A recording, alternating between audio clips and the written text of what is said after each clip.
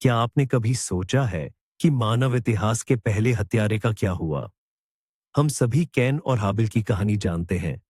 एक भाई ने दूसरे की जान सिर्फ ईर्ष्या के चलते ले ली। लेकिन इसके बाद क्या हुआ? बाइबल बताती है कि परमेश्वर ने कैन को सजा तो दी, पर उसे मारा नहीं। उन्होंने उसे भटकने का शाप दिया और बस यूं ही छोड़ दिया। वह कहां चला गया? उसने क्या किया? और उसकी जिंदगी का अंत कैसे हुआ? आज हम कैन के पदचिन्हों पर चलेंगे ताकि मानव इतिहास की सबसे प्राचीन और रहस्यमयी पहेलियों में से एक को सुलझा सके। आपको न केवल बाइबल के तथ्य जानने को मिलेंगे, बल्कि ऐसी अजीबोगरीब थ्योरीज भी जिनके बारे में शायद आपने कभी सोचा भी नहीं होगा। तैयार हो जाइए, ये बेहद दिलचस्प होने वाला है। तो आइए जल्दी से याद कर ले कि ये सब कहां से शुरू हुआ था। आदम और हव्वा के दो बेटे थे, कैन जो जमीन जोतता था और हाबिल जो भेड़ चराता था। दोनों ने परमेश्वर को भेंट चढ़ाई, लेकिन हाबिल की भेंट परमेश्वर ने स्वीकार की, जबकि कैन की नहीं। कैन अपनी ईर्ष्या और गुस्से पर काबू नहीं रख पाया। उसने अपने भाई को खेत में बुलाया और उसकी हत्या कर दी। यह मानव इतिहास की पहली हत्या थी, मानवीय क्रूरता का पहला सबूत। और जब परमेश्वर ने कैन से पूछा कि उसका भाई कहाँ है, तो उसने एक डीठ जवाब दिया, जो बाद में एक कहावत बन गया। क्या मैं अपने भाई का रखवाला हूं? जाहिर है परमेश्वर को धोखा देना मुमकिन नहीं था। सजा तुरंत मिली, लेकिन यह सजा बहुत ही अजीब थी। तो कैन को उसकी सजा मिलती है और यहीं से सबसे दिलचस्प बात शुरू होती है। भगवान सिर्फ उसे बाहर नहीं निकालते, बल्कि उस पर एक खास शाप देते हैं, लेकिन साथ ही एक सुरक्षा भी। आइए समझते हैं कि ये कैसी सजा थी। भगवान कैन से कहते हैं, अब तुम शापित हो। जिस जमीन ने तुम्हारे भाई का खून पिया है, वो तुम्हें अपनी ताकत कभी नहीं देगी। सीधे शब्दों में इसका क्या मतलब है? कैन एक किसान था, खेती करता था। अब उसका मुख्य काम, जो कुछ भी वह जानता था, सब बेकार हो गया। वो जहां भी जाएगा, उसके पैरों के नीचे की जमीन बंजर रहेगी। वो भूखा रहने और हमेशा भटकने के लिए मजबूर हो गया। वो इतिहास का पहला निर्वासित, पहला बेघर भटकने वाला बन गया। और कैन निराशा में डूब जाता है। वो भगवान से कहता है कि सजा बहुत कठोर है। उसे निष्कासन का डर नहीं था, बल्कि इस बात का कि जो भी उसे मिलेगा उसे मार डालेगा। और ये बिल्कुल स्वाभाविक था। कानून और पुलिस के बिना की दुनिया में वह पहला हत्यारा था, और अब वह आसान शिकार था। और यही भगवान कुछ बिल्कुल अप्रत्याशित करते हैं। वो कैन को सुरक्षा देते हैं। वो कहते हैं कि जो भी कैन को मारेगा, उससे 7 गुना बदला लिया जाएगा। और ताकि सबको ये पता चले, भगवान ने कैन को एक निशान दिया। और अब हम प्रसिद्ध कैन के निशान पर आते हैं। जब आप ये सुनते हैं, तो क्या कल्पना करते हैं? शायद माथे पर कोई निशान, गर्म लोहे से दागा गया धब्बा, या फिर सीरियलों की तरह कोई जादुई टैटू। लोकप्रिय संस्कृति ने हमारे मन में यही छवि बिठा दी है, लेकिन ज्यादातर संभावना है कि ऐसा बिल्कुल नहीं था। बात यह है कि मूल हिब्रू पाठ में ओठ शब्द का इस्तेमाल किया गया है, जिसका अनुवाद चिन्ह या संकेत के रूप में होता है। ये शरीर पर कोई भौतिक चीज होना जरूरी नहीं था। ये कोई खास इशारा, कोई शब्द, या यहां तक कि बस एक अदृश्य दैवीय आभा हो सकती थी, जो हमलावरों को दूर रखती थी। कुछ धर्मशास्त्री मानते हैं कि ये बस भगवान का कैन को दिया गया एक वादा था, जो किसी न किसी तरह उन सभी पर काम करता था जो उसे नुकसान पहुंचाना चाहते थे। यानी कैन का निशान शर्म का प्रतीक नहीं, बल्कि इसके विपरीत दैवीय सुरक्षा का चिन्ह था। विरोधाभास है ना? कैन को हमेशा भटकने के लिए शाप मिला, लेकिन इसके बावजूद वह दैवीय गवाह सुरक्षा कार्यक्रम के तहत था। उसे मारा नहीं जा सकता था।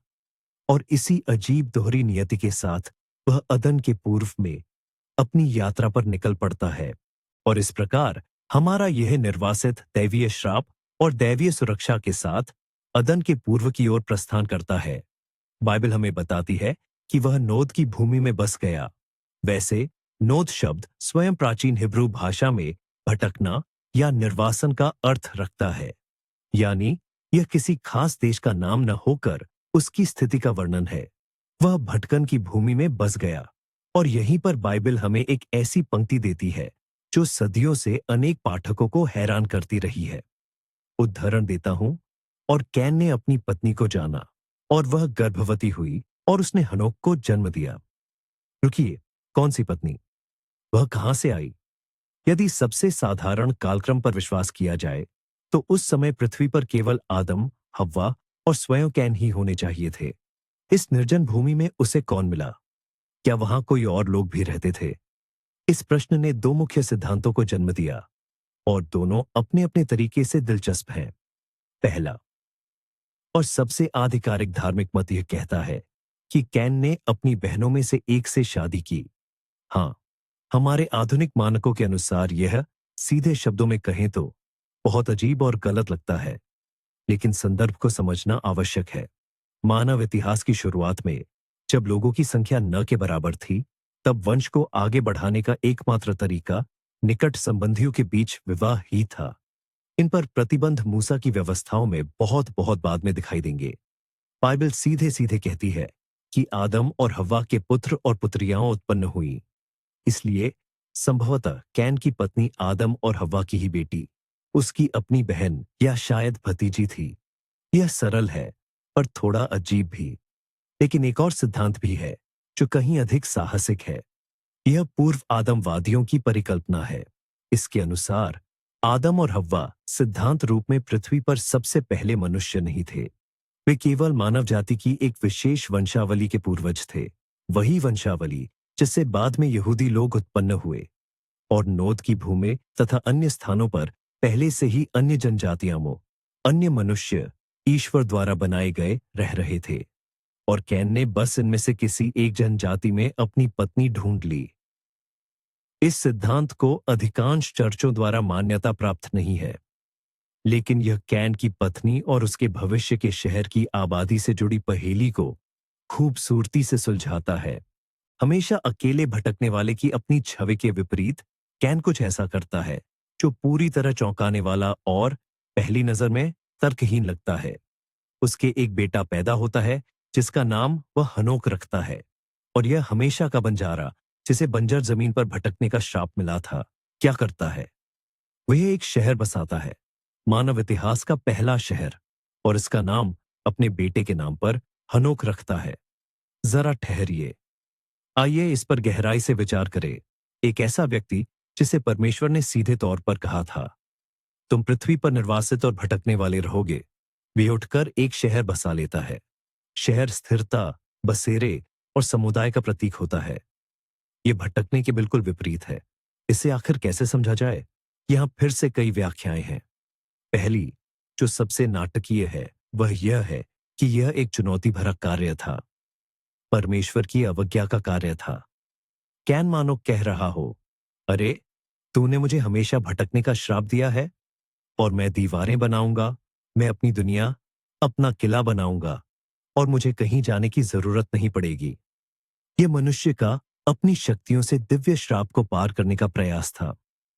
वह परमेश्वर द्वारा दी गई भूमि पर शांति नहीं पा सकता, इसलिए वह अपनी खुद की दीवारों से घिरी एक कृत्रिम भूमि बनाता है। दूसरी व्याख्या ज्यादा गहरी और मनोवैज्ञानिक है।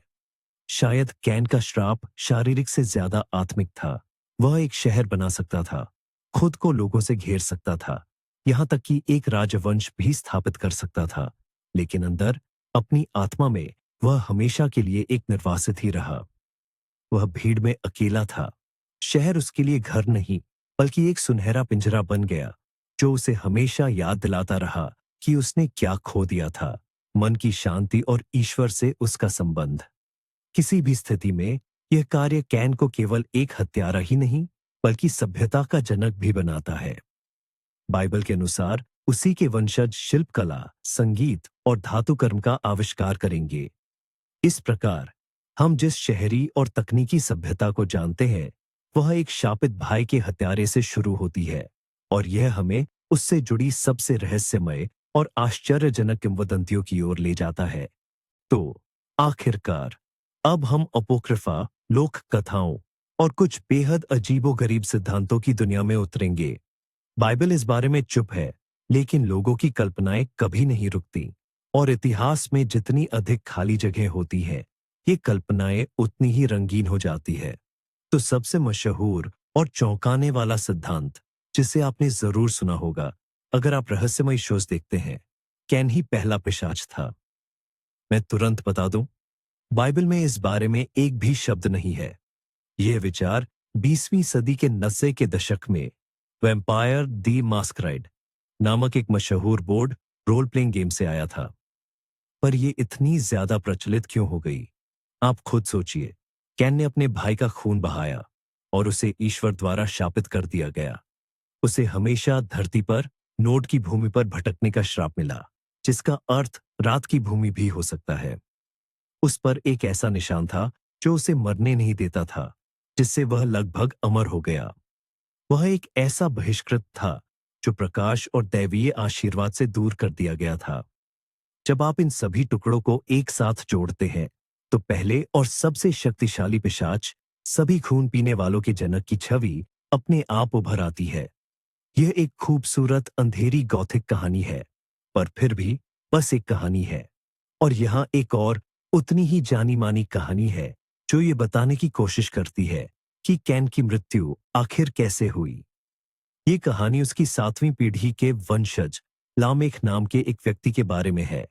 ये लामेक एक शिकारी था और बुढ़ापे तक आते आते उसकी आंखें चली गई थीं। एक बार वह शिकार पर निकला और एक युवा मार्गदर्शक उसका हाथ पकड़कर उसे रास्ता दिखा रहा था। अचानक उस मार्गदर्शक ने देखा कि झाड़ियों में कुछ हिल रहा है और उसने लामेक से कहा कि वह निशाना लगाए और गोली चलाए। लामेक ने अपना धनुष खींचा और अंदाजे से तीर चला दिया। तीर सीधे निशाने पर लगा। जब वे पास पहुंचे तो उन्होंने भयावह रूप से देखा कि लामेक ने अपने ही पूर्वज कैन को मार डाला था, जो उस समय तक काफी बूढ़ा और कमजोर हो चुका था। अपनी गलती का एहसास होने पर लामेक ने गुस्से और निराशा में अपने मार्गदर्शक को भी मार डाला। इस कहानी में एक भयानक विडंबना है। कैन, जिसे ईश्वर ने अजनबियों के प्रतिशोध से बचाया था, अंततः अपने ही वंशज के एक आकस्मिक वार से मारा गया। ये सारी कहानियां, चाहे वो पिशाचों की हो या शिकार में हुई आकस्मिक मृत्यु की, बाइबल द्वारा छोड़ी गई उस खाली जगह को भरने की कोशिशें मात्र हैं। ये बताती हैं कि पहले हत्यारे का यह रूप लोगों के मन को कितना गहराई से प्रभावित करता रहा है, लेकिन उसकी कहानी का असली, बाइबल में बताया गया अंत कहीं ज्यादा विशाल और निर्णायक था। तो आखिर उसकी कहानी का अंत कैसे हुआ? बाइबल हमें इस बारे में कुछ नहीं बताती कि कैन की मृत्यु कब और कैसे हुई। कहीं भी यह नहीं लिखा है कि और कैन की मृत्यु इतने साल की उम्र में हो गई। उसकी व्यक्तिगत नियति बस यहीं थम जाती है। और ये कहानी का अंत हो सकता था अगर एक बड़ी वैश्विक घटना न होती, लेकिन बाइबल उसके पूरे वंश के भाग्य के बारे में बताती है। और शायद यही हमारे सवाल का असली भयावह जवाब है। कुछ पीढ़ियों बाद धरती पर महाप्रलय आ गई, वही नूह के जहाज वाली प्रलय। एक ऐसी प्रलय जिसने धर्म ग्रंथों के अनुसार धर्मी नूह के परिवार को छोड़कर पूरी मानव जाति को नष्ट कर दिया। तो अब ध्यान से सुनिए, कहानी में एक बड़ा मोड़ है। नूह आदम और हव्वा के तीसरे बेटे, सेठ के वंशज थे, जिनका जन्म हाबिल की हत्या के बाद हुआ था। इसका मतलब है कि कैन का पूरा वंश, उसके सभी वंशज, चाहे वे निर्माता हों, संगीतकार हों या लोहार हों, उसका पूरा समुदाय और उसका शहर, सब कुछ धरती से मिट गया। उनकी विरासत पूरी तरह से नष्ट हो गई। इस तरह हमेशा भटकने वाले का श्राप सबसे व्यापक और अंतिम रूप से पूरा हुआ। कोई नहीं बचा जो उसके काम को आगे बढ़ा सके या उसे याद भी रख सके। उसकी वंश बेल यहीं पर खत्म हो गई। तो ऐसी है ये कहानी, पहले कत्ल से लेकर एक पूरे वंश के पूर्ण गुमनामी में डूब जाने तक। कैन सिर्फ गायब नहीं हुआ था, उसका पूरा संसार ही प्रलय के पानी में बह गया था। ये वीडियो अंत तक देखने के लिए आपका धन्यवाद। अगर आपको इस प्राचीन रहस्य को सुलझाने में मजा आया, तो वीडियो को लाइक करें और चैनल को सब्सक्राइब करें ताकि आप नई खोजों को न छोड़ें। और अब आपके लिए एक सवाल, आपको क्या लगता है कैन का असली अंजाम क्या हुआ होगा और असल में उसकी मुहर क्या थी? अपनी राय कमेंट्स में जरूर लिखें, हमें पढ़कर बहुत अच्छा लगेगा।